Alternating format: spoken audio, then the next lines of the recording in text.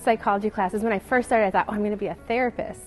And then through the research, I started realizing that there's not a lot of effective models out there, and there's also not a lot of training on how to study this. Like, as new research comes out, how do we really know that it's effective, safe, good for our clients?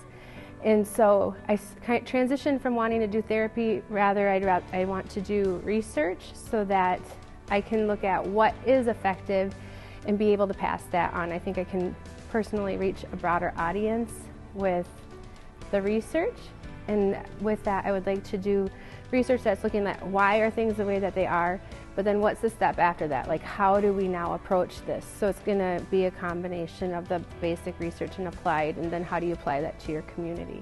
I think that the psychology department at Metro State is like a hidden gem that a lot of people don't know exists here. I've had so many great professors. So even though this is a bachelor's degree, I have a lot of the tools that will allow me to be competitive when applying for grad school. And then I have a daughter that is graduating this spring also. Hers is an individualized studies degree with her bachelor's. So like, my kids have grown up coming to events at Metropolitan State University, and I can see that continuing to be in the path that will still be here as part of the community. And the only disappointment is that she's not an actual psychology major, even though it's a big influence in her degree. She's doing individualized studies.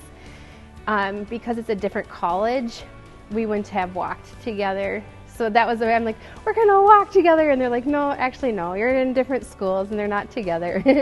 But it's very exciting, and that was one of the influences that brought me back to school, because seeing her when she was doing PSEO at 16 years old, it reignited my interest, and I'm like, oh, I can do this. I used to love school because I did nursing when she was a baby, and I just hadn't been back to school. So that was kind of like this reminder of an environment that I like to be part of. I like working that muscle, my brain.